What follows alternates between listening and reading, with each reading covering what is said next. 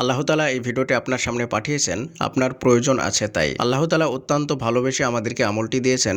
এই আমল না করলে আপনি জান্নাতে যেতে পারবেন না। পৃথিবীর মধ্যে সবচাইতে পাওয়ারফুল আমল হলো এই আমলটি। এই আমল দ্বারা পৃথিবীর যে কোনো কাজ করা সম্ভব। মাত্র 7 দিনের মধ্যে ফলাফল পাওয়া সম্ভব এই আমল করে। আমলটা আমরা যেভাবে করতে বলবো ঠিক সেভাবেই করবেন, ইনশাআল্লাহ মাত্র 7 দিনের মধ্যেই ফলাফল পেয়ে যাবেন। আবার কখনো কখনো এই আমল করে 1 দিনের মধ্যেও ফলাফল পাওয়া সম্ভব। আপনি আপনার জীবনে কত আমল করেছেন, কোনো আমলই কোনো কাজ হচ্ছে না, আজকের এই আমলটি করে দেখুন। সুবহানাল্লাহ। প্রিয় দিনী ভাই এবং বোনেরা, এই আমলটি এতটাই পাওয়ারফুল আমল, পৃথিবীর মধ্যে সবচাইতে পাওয়ারফুল আমল হলো এই আমলটি। আর আপনার যেটা সমস্যা সেটা পৃথিবীতে কেউ জানুক আর না জানুক, আল্লাহ সুবহানাহু ওয়া তাআলা অবশ্যই সেটা জানেন। আপনি হয়তো ভাবছেন আল্লাহ সুবহানাহু ওয়া তাআলা আপনার কোনো আমলই কবুল করছেন না, কিন্তু সত্যি কথা হলো আল্লাহ সুবহানাহু ওয়া তাআলা বান্দার প্রতিটা ভালো আমলই কবুল করে থাকেন, কোনো আমলই বিফলে দেন না। হয়তো কখনো সেটার ফলাফল আমরা খুব দ্রুত পাই, আবার কখনো সেই ফলাফল পেতে একটু লেট হয়, কিন্তু আল্লাহ সুবহানাহু ওয়া তাআলা অবশ্যই ফলাফল দিয়ে থাকেন। এই আমলটা কখন, কিভাবে, কতবার করবেন সেটা পরপর বলবো। পৃথিবীতে প্রতিটা জিনিসই একে অপরের সাথে কানেক্টেড। আপনি হয়তো ভাবছেন যে এই ভিডিওটা আপনার সামনে এমনিতেই চলে এসেছে।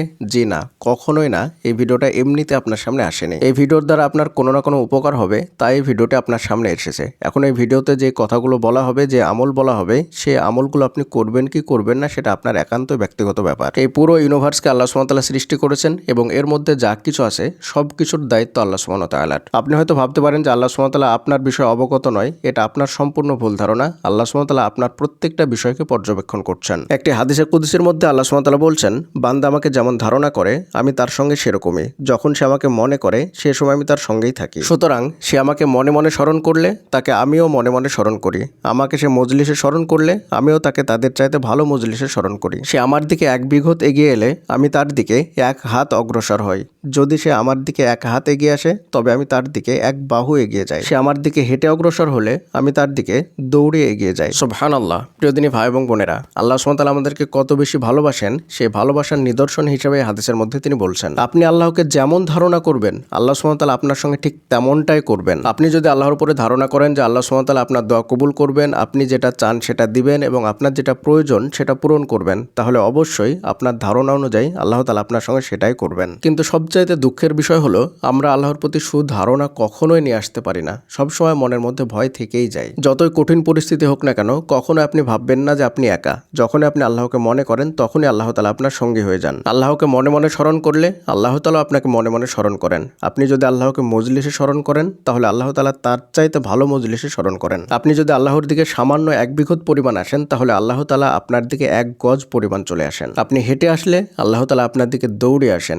এটাই আপনার উপরে আল্লাহ তাআলার ভালোবাসা। আপনাকে আল্লাহর কাছে আসতে হবে, আল্লাহকে আপন ভাবতে হবে, আল্লাহকে স্মরণ করতে হবে, আল্লাহকে মেনে চলতে হবে। যে আল্লাহ সমুদ্রের মাঝখানে একটা পোকারও খাদ্য জোগাড় করেন, সেই আল্লাহ আপনার সমস্যা সমাধান করবেন না? আপনি কি ভাবছেন? আপনি সবসময় মনে করেন যে আল্লাহ তাআলা আপনার দিকে নজর দেন না, আল্লাহ তাআলা আপনার সমস্যা সমাধান করবেন না। এটা কি হতে পারে? আল্লাহ তাআলা অবশ্যই আপনাকে ভালোবাসেন। আপনি আল্লাহর দিকে আসুন। এই ভিডিওর মাধ্যমে আল্লাহ তাআলা আপনাকে সুযোগ দিচ্ছেন, আল্লাহ তাআলা আপনাকে একটা বার্তা দিচ্ছেন। একবার একজন জেলে সমুদ্রের মাঝখানে মাছ ধরছিলেন। হঠাৎ করে সে জালে একটা বড় পাথর উঠে আসলো। যেহেতু সে সমুদ্রের মাঝখানে পাথর পেয়েছে তাই সে ভেঙে দেখার চেষ্টা করলো এর মধ্যে কোনো গুপ্তধন আছে কিনা। যখন সে পাথরটাকে ভাঙলো সে অবাক হয়ে গেল, কান্না শুরু করে দিল আল্লাহ তাআলার মহিমা দেখে। পাথরটা ভাঙার পরে সে দেখলো পাথরের মাঝখানে একটা ছোট্ট পোকা বসে আছে এবং তার মুখে একটা সবুজ ঘাস। সে পাথরটাকে ভালোভাবে পর্যবেক্ষণ করলো কিন্তু কোথাও কোনো ফুটো বা ফাটা দেখতে পেল না। সে অবাক হয়ে ভাবতে লাগলো আল্লাহ তাআলার কারিশমা, যে এই পাথর যেটা একদম সলিড পাথর, তারপরে সেটা সমুদ্রের মাঝখানে আছে, কিন্তু আল্লাহ সুবহানাহু ওয়া তাআলা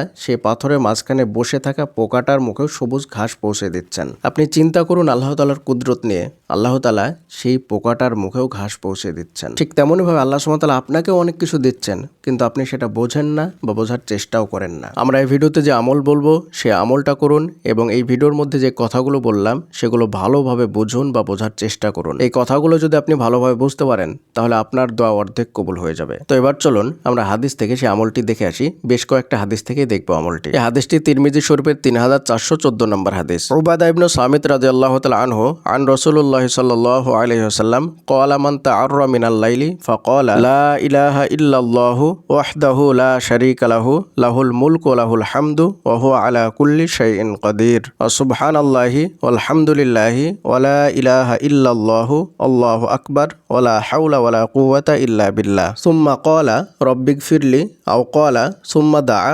উস্তুজিবা লাহু ফাইন আযামা ফাতাওয়াদ্দা সুম্মা সাল্লা কুবিলাত সালাতুহু। হাদিসটির অর্থ হলো উবাদা ইবনু সামিত রাদিয়াল্লাহু তাআলা আনহু থেকে বর্ণিত আছে রাসূলুল্লাহ সাল্লাল্লাহু আলাইহি ওয়াসাল্লাম বলেছেন, রাতে জাগ্রত হয়ে যে লোক বলে আল্লাহ তাআলা ব্যতীত কোনো মাবুদ নেই, তিনি এক, তার কোনো শরীক নেই, সার্বভৌমত্ব তার, সকল প্রশংসা তার জন্য এবং সমস্ত কিছুর উপরে তিনি সর্বশক্তিমান। আল্লাহ তাআলা সম্পূর্ণ পবিত্র, আল্লাহ তাআলাই সকল প্রশংসার অধিকারী। আল্লাহ তাআলা ব্যতীত কোনো ইলাহ নেই, আল্লাহ তাআলা সুমহান। আল্লাহ তাআলার অনুগ্রহ ছাড়া অন্যায় হতে বিরত থাকার কিংবা ন্যায় কাজ করার শক্তি কারণে অতঃপর সে বলবে, হে আল্লাহ আমাকে মাফ করে দাও, কিংবা তিনি বলেছেন সে দোয়া করলে তা কবুল করা হয়, আর যদি সে সাহস করে ওযু করে নামাজ আদায় করে তবে তার নামাজও কবুল করা হয়। প্রিয় দিনী ভাই এবং বোনেরা, এটা আপনাকে যেভাবে আমল করতে হবে সেটা আপনাদেরকে এবার বলছি। রাতের বেলা আপনি ঘুমিয়ে আছেন, হঠাৎ করে আপনার ঘুম ভেঙে গেল, অথবা আপনি নিজের থেকে ঘুম থেকে জেগে উঠলেন, তারপর আপনাকে এই দোয়াটা পাঠ করতে হবে, এই আমলটা করতে হবে।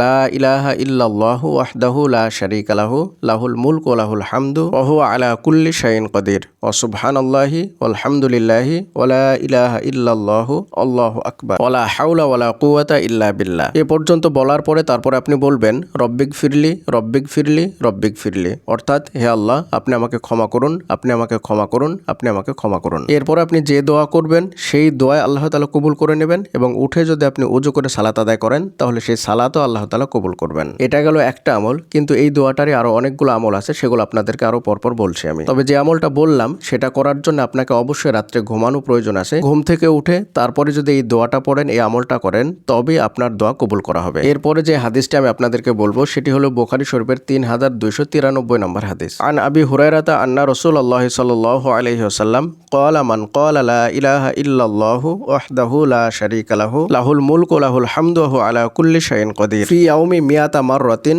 কানাত লাহু আদলা আশারি রিকাবিন ওয়া কুতিবাত লাহু মিয়াতু হাসানাতিন ওয়া মুহিয়াত আনহু মিয়াতু সাইয়্যাতিন ওয়া কানাত লাহু হিরজান মিনাশ শাইতানি ইয়াউমাহু যালিকা হাত্তা ইউমসি ওয়া লাম ইয়াতি আহাদুম বিআফদালা মিম্মা জাআ বিহি ইল্লা আহাদুন আমিলা আকসারা মিন যালিকা। এই হাদিসটির অর্থ হলো আবু হুরায়রা রাদিয়াল্লাহু তাআলা আনহু হতে বর্ণিত, আল্লাহ রাসূল সাল্লাল্লাহু আলাইহি ওয়াসাল্লাম বলেছেন, যে লোক 100 বার এই দোয়াটি পড়বে তাহলে তার 10টি গোলাম আজাদ করার সমান নেকি হবে, তার জন্য 100টি নেকি লেখা হবে এবং 100টি গুনাহ মিটিয়ে ফেলা হবে। ওই দিন সন্ধ্যা পর্যন্ত সে শয়তান হতে মাহফুজ থাকবে। কোনো লোক তার চেয়ে উত্তম সওয়াবের কাজ আর করতে পারবে না। তবে হ্যাঁ, ওই ব্যক্তি সক্ষম হবে যে এর চাইতেও এই দোয়াটির আমল বেশি পরিমাণে করবে। এই আমল সম্পর্কে আরো একটা হাদিস আমরা দেখে আসি, সেটি হলো তিরমিজি শরীফের 3585 নম্বর হাদিস। আন আমার ইবনে শুআইব আন আবিহি আন জাদ্দিহি আন্না রাসূলুল্লাহ সাল্লাল্লাহু আলাইহি ওয়াসাল্লাম ক্বালা খায়রুদ দুআই দুআউ ইয়াউমা আরাফাতা ওয়া খায়রু মা কুলতু আনা ওয়ান নাবিয়্যুনা মিন ক্বাবলি লা ইলাহা ইল্লাল্লাহু ওয়াহদাহু লা শারীকা লাহু লাহুল মুলকু ওয়া লাহুল হামদু ওয়া হুয়া আলা কুল্লি শাইইন কাদির। এই হাদিসটির অর্থ হলো আমর ইবনু শুআইব কর্তৃক পর্যায়ক্রমে তার বাবা ও তার দাদার সনদে বর্ণিত আছে, রাসূলুল্লাহ সাল্লাল্লাহু আলাইহি ওয়াসাল্লাম বলেছেন, আরাফার দিনের দোয়াই উত্তম দোয়া।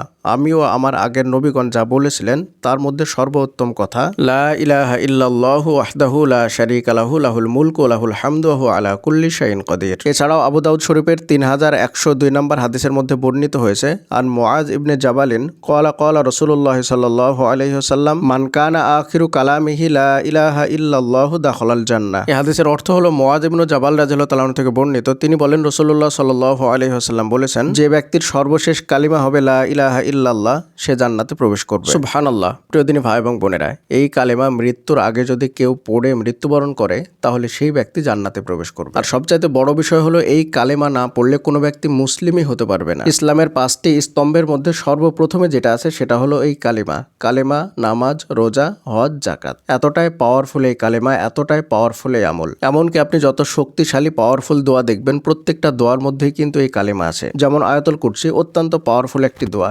এই দোয়ার শুরুতেই দেখবেন আল্লাহু লা ইলাহা ইল্লা হুয়া, এখানেও লা ইলাহা ইল্লা, তারপর শাহিদুল ইস্তেগফার অত্যন্ত পাওয়ারফুল একটি দোয়া, এই দোয়ার মধ্যেও এটা আছে, আল্লাহুম্মা আনতা রব্বি লা ইলাহা। এটাই হচ্ছে সেই পাওয়ারফুল দোয়া। আরাফার দিন অত্যন্ত ফজিলতপূর্ণ একটা দিন, এই দিনের দোয়াই হলো এই দোয়া। পৃথিবী সৃষ্টির সময় থেকে নিয়ে যত নবী এসেছিল সব নবীর জন্যই কিন্তু এই দোয়াটা ছিল। তাহলে মুসলিম হতে গেলে এই দোয়া, মৃত্যুর সময় এই দোয়া, আরাফার বিশেষ দিনে এই দোয়া, ঘুম থেকে জেগে এই দোয়া পড়লে দোয়া কবুল করা হয়, এবং ইস্তেগফার করলে আল্লাহ তাআলা ইস্তেগফার কবুল করে নেন, সালাত আদায় করলে সালাত কবুল করা হয়। পাওয়ারফুল যত দোয়া আছে তার মধ্যে এই দোয়া, সবকিছুতে এই দোয়া। এই দোয়াটি আপনাকে কিভাবে আমল করতে হবে? প্রথমে যে হাদিসটা আমরা বললাম বুখারী শরীফের 3293 নম্বর হাদিস, ওই হাদিসের শুরুতে বলা হয়েছে 100 বার, কিন্তু পরবর্তীতে বলা হয়েছে যে যত পারবে সে তত বেশি নেকির অধিকারী হবে। এখন আমরা একটা নির্দিষ্ট সংখ্যা বলে দিয়েছি বেশি করার জন্য, কিন্তু আপনি চাইলে তার চাইতে বেশিও করতে পারেন। আমরা বলেছি 1000 বার। এই 1000 বার কি কেউ নির্দিষ্ট করে ধরে নেবেন না,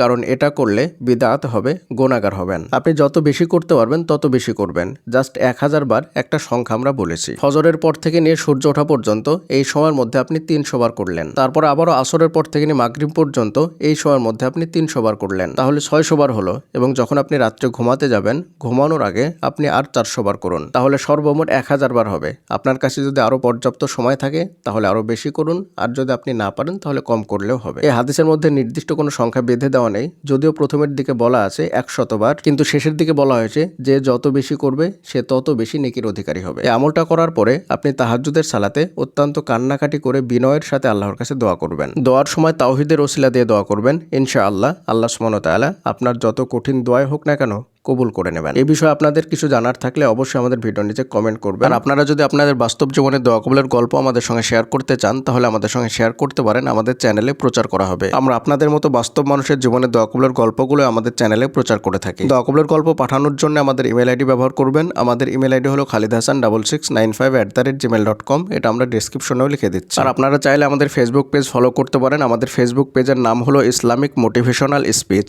আপনারা ফেসবুকে সার্চ বক্সে গিয়ে ইসলামিক মোটিভেশনাল স্পিচ লিখে সার্চ দিলে ইনশাআল্লাহ আমাদের পেজটি পেয়ে যাবেন। আর আপনারা কবে থেকে আমলটা শুরু করছেন অবশ্যই আমাদের ভিডিওর নিচে কমেন্ট করে জানাবেন, এবং দোয়াটি যখন কবুল হবে তখন আবারও এসে ভিডিওর নিচে কমেন্ট করবেন। আপনার একটি মাত্র কমেন্টের দ্বারা অসংখ্য দিনী ভাই এবং বোনেরা দোয়া করার প্রতি উৎসাহ পাবে ইনশাআল্লাহ। তাই অবশ্যই ভিডিওর নিচে কমেন্ট করে জানাবেন কোন বিষয়ে আপনি দোয়া করছিলেন এবং কোন আমলের মাধ্যমে আপনার দোয়াটা কবুল হয়েছে। আর হ্যাঁ, আপনি যখন আপনার নিজের জন্য দোয়া করবেন তখন সকল মুসলিম ভাই এবং বোনদের জন্য দোয়া করবেন। এক মুসলিম অপর মুসলিমের পিছনে দোয়া করলে আল্লাহ তাআলা সেই দোয়া দ্রুত কবুল করে থাকেন। পরিশেষে আল্লাহ তাআলার নিকটে দোয়া করি আল্লাহ তাআলা যেন আমাদের সকলকে আমলটা সঠিকভাবে করার তৌফিক দান করুন। আমিন। ওয়া আখিরি দাওয়ানা আনিল হামদুলিল্লাহি রাব্বিল আলামিন। আসসালামু আলাইকুম ওয়া রাহমাতুল্লাহি ওয়া বারাকাতুহু।